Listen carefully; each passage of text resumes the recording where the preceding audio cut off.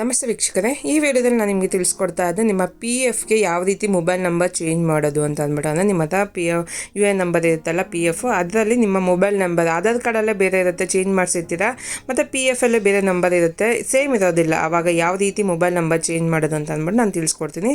ನಿಮ್ಮ ಗೂಗಲ್ಗೆ ಹೋಗ್ಬಿಟ್ಟು ಸರ್ಚಲ್ಲಿ ನಿಮ್ಮ ಪಿ ಎಫ್ ಲಾಗಿನ್ ಅಂತ ಕೊಡಿ, ಇಲ್ಲಾಂದರೆ ಮೆಂಬರ್ ರೂಮ್ ಅಂತ ಹಾಕ್ಬಿಟ್ಟು ಸರ್ಚ್ ಮಾಡೋದು ಕೂಡ ಈ ಲಿಂಕ್ ಓಪನ್ ಆಗುತ್ತೆ. ಆ ಲಿಂಕ್ ಮೇಲೆ ಫಸ್ಟ್ ಲಿಂಕ್ ಮೇಲೆ ಕ್ಲಿಕ್ ಮಾಡಿದ್ರೆ ವೆಬ್ಸೈಟ್ ಓಪನ್ ಆಗುತ್ತೆ. ನೋಡ್ತಾ ಇರಲ್ಲ, ಈ ಥರ ವೆಬ್ಸೈಟ್ ಓಪನ್ ಆಗುತ್ತೆ. ಇಲ್ಲ ನಾನು ಡಿಸ್ಕ್ರಿಪ್ಷನಲ್ಲಿ ಕೂಡ ಮೆನ್ಷನ್ ಮಾಡಿದ್ದೀನಿ ಈ ವೆಬ್ಸೈಟ್ ಲಿಂಕ್ನ.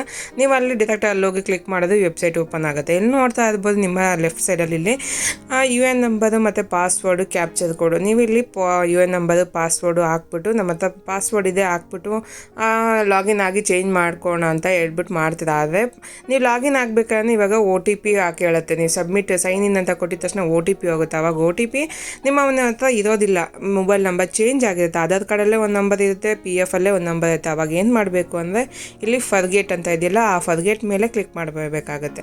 ಫರ್ಗೆಟ್ ಮೇಲೆ ಕ್ಲಿಕ್ ಮಾಡಿದ ತಕ್ಷಣ ನೆಕ್ಸ್ಟ್ ಪೇಜ್ ಇಲ್ಲಿ ಓಪನ್ ಆಗುತ್ತೆ. ನೀವು ಮೊಬೈಲ್ ನಂಬರು ಚೇಂಜ್ ಮಾಡೋದು ಯಾವ ರೀತಿ ಅಂತ ಇಲ್ಲಿ ತೋರಿಸ್ಕೊಡ್ತೀನಿ. ನೋಡ್ತಾ ಇಲ್ಲ, ಫರ್ಗೆಟ್ ಪಾಸ್ವರ್ಡ್ ಮೇಲೆ ಕ್ಲಿಕ್ ಮಾಡಿ ಇಲ್ಲಿ ನಿಮ್ಮ ಯು ಎನ್ ನಂಬರ್ ಏನಿರುತ್ತೋ ಯು ಎನ್ ನಂಬರ್ನ ಹಾಕ್ಕೋಬೇಕಾಗತ್ತೆ. ಹಾಕ್ಕೊಂಡು ಕ್ಯಾಪ್ಚರ್ ಕೋಡ್ ಏನು ಕಾಣ್ತದೆ ಆ ಕ್ಯಾಪ್ಚರ್ ಕೋಡ್ ಹಾಕ್ಕೊಂಡು ಸಬ್ಮಿಟ್ ಮಾಡಬೇಕಾಗತ್ತೆ. ಸಬ್ಮಿಟ್ ಮಾಡಿದ ತಕ್ಷಣ ನೆಕ್ಸ್ಟ್ ಕೆಳಗಡೆ ನೆಕ್ಸ್ಟ್ ಕಾಲಮ್ ಓಪನ್ ಆಗುತ್ತೆ. ನೋಡ್ತಾ ಇರ್ಬೋದು, ಎಂಟರ್ ಯುವರ್ ಡೀಟೇಲ್ಸ್ ಅಂತ ಅಂದ್ಬಿಟ್ಟು ಓಪನ್ ಆಗುತ್ತೆ. ಇಲ್ಲಿ ನಿಮ್ಮ ಹೆಸರು, ಡೇಟ್ ಆಫ್ ಬರ್ತು, ಜೆಂಡರ್ನ ಮೆನ್ಷನ್ ಮಾಡಿಬಿಟ್ಟು ಅಲ್ಲಿ ವೆರಿಫೈ ಮೇಲೆ ಕ್ಲಿಕ್ ಮಾಡಬೇಕಾಗತ್ತೆ. ಪ್ರತಿಯೊಂದು ನಿಮ್ಮ ಆಧಾರ್ ಕಾರ್ಡಲ್ಲಿ ಯಾವ ರೀತಿ ಇದೆಯೋ ಸೇಮ್ ಅದೇ ರೀತಿಯೇ ಇಲ್ಲಿ ಹಾಕ್ಕೋಬೇಕಾಗತ್ತೆ. ಆಧಾರ್ ಕಾರ್ಡು ಮತ್ತು ನಿಮ್ಮ ಪಿ ಎಫ್ ಎರಡು ಮ್ಯಾಚ್ ಆಗಬೇಕು. ವೆರಿಫೈ ಅಂತ ಕೊಟ್ಟಿದ ತಕ್ಷಣ ವೆರಿಫೈ ಆಗಿರುತ್ತೆ. ವೆರಿಫೈ ಆದಮೇಲೆ ನಿಮಗಿಲ್ಲಿ ವ್ಯಾಲಿಡೇಟ್ ಅಗೇನೆಸ್ಟ್ ಅಂತ ತೋರಿಸ್ತಾ ಇದೆ. ವ್ಯಾಲಿಡೇಟ್ ಅಗೇನೆಸ್ಟ್ ಅಂತ ಅಂದ್ಬಿಟ್ಟು ಇಲ್ಲಿ ಕ್ಯಾಪ್ಚರ್ ಕೋಡ್ ತೋರಿಸ್ತಾ ಇದೆ. ಕ್ಯಾಪ್ಚರ್ ಕೋಡ್ನ ಹೇಗಿದೆಯೋ ಅದು ಹಾಗೆ ಹಾಕ್ಕೊಂಡು ಇಲ್ಲಿ ಆಧಾರ್ ಕಾರ್ಡ್ನ ನಂಬರ್ನ ಹಾಕ್ಕೋಬೇಕಾಗತ್ತೆ. ಅಗೇನೆಸ್ಟ್ ಕೇಳ್ತಾ ಇದ್ದಿಲ್ಲ, ಆಧಾರ್ ಕಾರ್ಡ್ ನಂಬರ್ನ ಹಾಕ್ಕೋಬೇಕಾಗತ್ತೆ. ಆಧಾರ್ ಕಾರ್ಡ್ ಮ್ಯಾಚ್ ಆದರೆ ನೆಕ್ಸ್ಟ್ ಕಾಲಮ್ ಓಪನ್ ಆಗೋದು. ಆಧಾರ್ ಕಾರ್ಡ್ ನಂಬರ್ ಹಾಕ್ಕೊಂಡು ಆ ಚೆಕ್ ಬಾಕ್ಸ್ ಮೇಲೆ ಕ್ಲಿಕ್ ಮಾಡಿ ವೆರಿಫೈ ಮೇಲೆ ಕ್ಲಿಕ್ ಮಾಡಬೇಕು. ವೆರಿಫೈ ಮೇಲೆ ಕ್ಲಿಕ್ ಮಾಡಿದ ತಕ್ಷಣ ನಿಮಗೆ ನೆಕ್ಸ್ಟು ಇಲ್ಲಿ ಓಪನ್ ಆಗೋದು ನಿಮಗೆ ಮೊಬೈಲ್ ನಂಬರ್, ಆಧಾರ್ ಕಾರ್ಡ್ಗೆ ಲಿಂಕ್ ಆಗಿರೋಂಥ ಮೊಬೈಲ್ ನಂಬರ್ನ ಹಾಕ್ಕೊಳ್ಳಿ ಅಂತ ಅಂದ್ಬಿಟ್ಟು ನೆಕ್ಸ್ಟ್ ಕಾಲಮ್ ಓಪನ್ ಆಗುತ್ತೆ.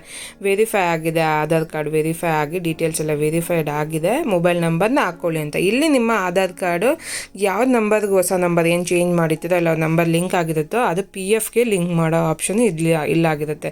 ಪಿ ಎಫ್ಗೆ ಲಿಂಕ್ ಮಾಡೋ ಥರ ಇದು ಈ ರೀತಿ ಮೊಬೈಲ್ ನಂಬರ್ನ ಲಿಂಕ್ ಮಾಡಬೇಕಾಗತ್ತೆ.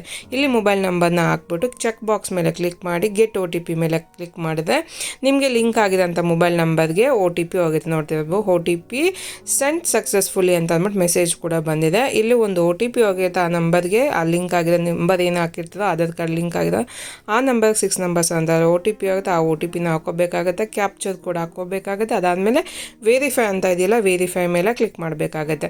ವೆರಿಫೈ ಅಂತ ಕ್ಲಿಕ್ ಆಗಿದ ತಕ್ಷಣ ನೆಕ್ಸ್ಟ್ ನಿಮ್ಗೆ ಇಲ್ಲಿ ಪಾಸ್ವರ್ಡ್ ಕ್ರಿಯೇಟ್ ಮಾಡ್ಕೊಳೋ ಆಪ್ಷನ್ ಓಪನ್ ಆಗುತ್ತೆ. ಇಲ್ಲಿ ನ್ಯೂ ಪಾಸ್ವರ್ಡ್ ವೆರಿಫೈ ಆಗಿದೆ ನೋಡ್ತಾ ಇರ್ಬೋದು. Verify O T P verified successfully ಅಂತ ಬಂದಿದೆ.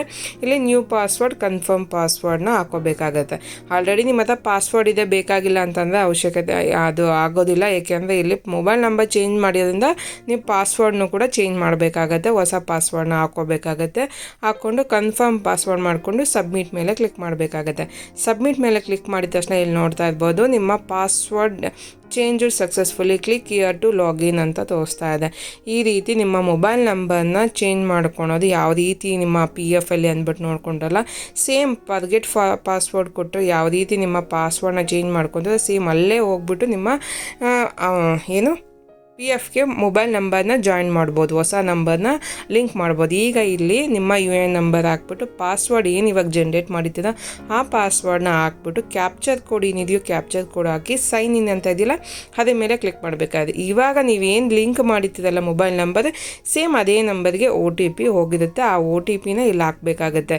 ಲಾಸ್ಟ್ ಟೈಮ್ ನಿಮ್ಮ ಹತ್ರ ಮೊಬೈಲ್ ನಂಬರ್ ಇಲ್ಲದೆ ಇದ್ದಾಗ ಆ ನಂಬರ್ಗೆ ಹೋಗಿರುತ್ತೆ ಒ ಟಿ ಪಿ. ಈ ಒ ಟಿ ಪಿ ಹಾಕಿಲ್ಲ ಅಂತಂದರೆ ನಿಮ್ಮ ಒ ಟಿ ಪಿ ನಿಮ್ಮ ಪಿ ಎಫ್ ಒಳಗಡೆ ಎಂಟ್ರಿ ಆಗೋದಕ್ಕಾಗಲ್ಲ. ನಿಮ್ಮ ಎಂಟ್ರಿ ಆಗಬೇಕು ಅಂದರೆ ಸೇಮ್ ನಂಬರ್ ಇರಬೇಕಾಗತ್ತೆ.